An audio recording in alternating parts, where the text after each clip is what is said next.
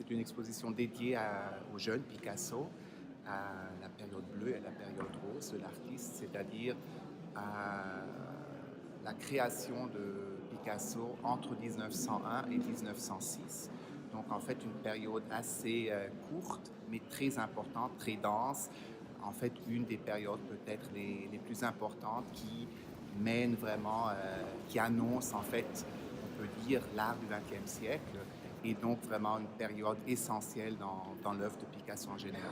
Je crois qu'il y a un grand intérêt de voir aussi l'exposition à Bâle, si on l'a déjà vu à Paris. C'est, comme vous dites, une coopération avec le musée d'Orsay, le musée Picasso à Paris, mais tout de même, ce sont deux expositions très différentes. Déjà, dans la perspective, en fait, nous, on regarde la période bleue et rose plutôt dans une perspective prospective, donc on ouvre même vers le début du cubisme pour montrer en fait aussi ce lien entre la période bleue et rose et ensuite ce qui va suivre, justement le cubisme. Donc ça, c'est une perspective qui est différente à celle de l'exposition au musée d'Orsay. Et il y a aussi une grande quantité d'œuvres qui ne sont exposées uniquement à Bâle, d'autres qui étaient qu'à Paris, donc il y a quand même des différences importantes et la mise en scène, la présentation est très différente aussi, donc certainement plus lumineuse. On a essayé de donner plus d'espace aux œuvres afin qu'ils puissent vraiment développer leur beauté.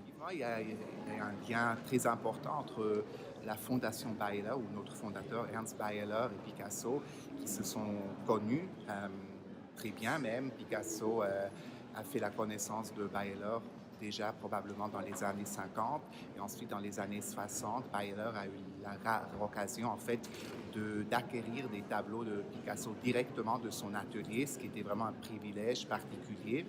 Et pour Baeller, Picasso, c'était vraiment l'artiste modèle par excellence.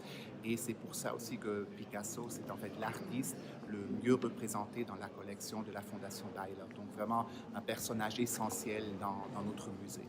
Je pense qu'une des œuvres vraiment majeures dans l'exposition, c'est La vie qu'on voit derrière, qui est vraiment le chef-d'œuvre de la période bleue de Picasso, peut-être aussi son premier grand chef-d'œuvre qu'il a créé, vraiment une icône aussi de l'art moderne, même de l'art en général. Et c'est vraiment un grand privilège qu'on puisse présenter ce chef-d'œuvre ici à la Fondation Baeller.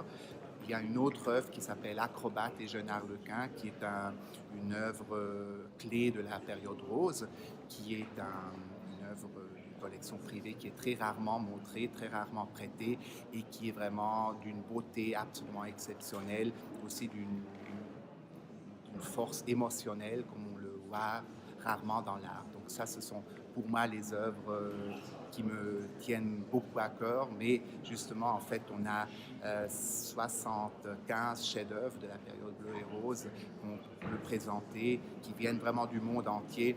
Et en fait, c'est vraiment quelque chose que, dans cette densité, sinon, on ne verra probablement plus jamais.